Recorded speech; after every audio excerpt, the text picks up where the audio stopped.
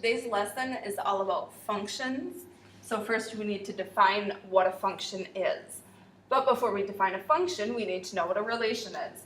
A relation is any sort of ordered pairs, any graph, any equation that you could possibly create. A function is a special type of relation. So it's a one-to-one relation. What that means is that each x value is paired with no more than one y value.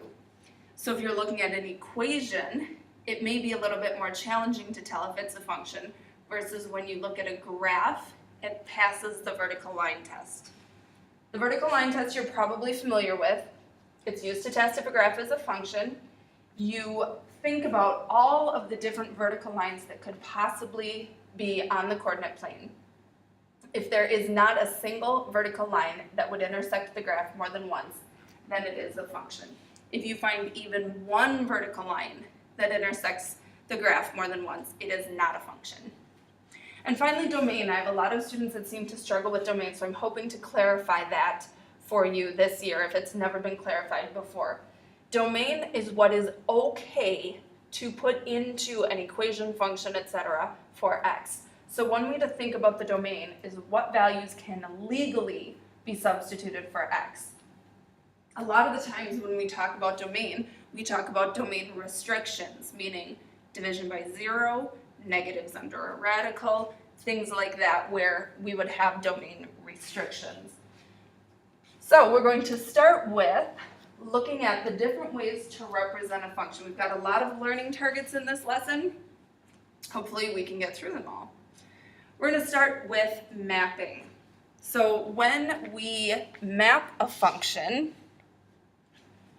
we start with the domain, and you'll see that the arrows are pointing to the range.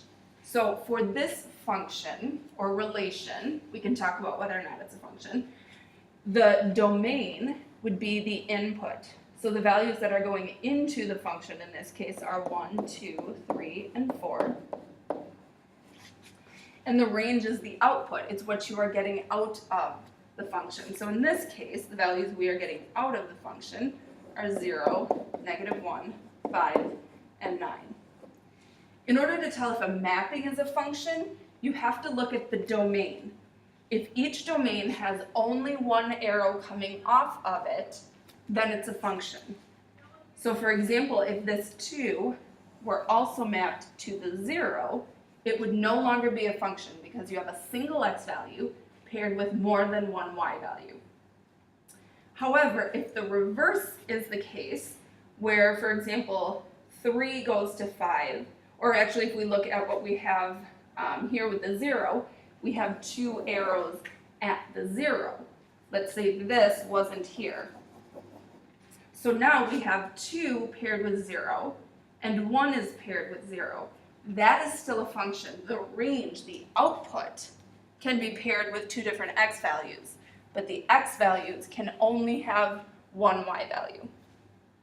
Here's another way to look at functions that maybe is a little bit more clear than the mapping notation, and it's kind of a representation of a function machine. So there's not actually anything we're doing with this example. It's more of a visual way to think about input, domain, range, output, and the independent and dependent variables. So let's try and kind of decipher what this is telling us. So we're going to start here with our domain.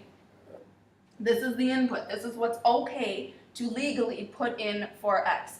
So in this case, we're going to substitute the values of 2, 3, 4, 5, and 6 for x. So notice they are going into our function machine. And then we perform this operation, so we're adding 4 to the numbers, and they come out of our function machine to give us the range, the output. We would typically represent them as an ordered pair. So in this case, we would have the ordered pairs 2, 6, 3, 7, etc. You guys can figure out the pairings for yourselves, but thinking about that set of ordered pairs, the relation, the function, is another way to represent what a function is. So hopefully this visual, what goes into the function is the input, what comes out of the function is the output or the range. We'll give you another way to keep domain and range straight. One last example with our functions to ask ourselves, is the relation a function? When you're looking at a set of ordered pairs, all you have to look at is the x. Just like with the mapping that we saw in the first example, if none of the x values repeat, none of the x values are paired with more than one y value, then it's a function. Again, noticing here we've got two y values paired with two different x values, that's okay. It's the x's, the domain, the input, that tells us whether the relation is a function. And then quickly, we'll take a look at our vertical line test. So right here, this vertical line touches the graph just once. So far, we're passing our vertical line test. Of course, if you move over just slightly, we hit our graph twice. It fails the vertical line test. It is not a function.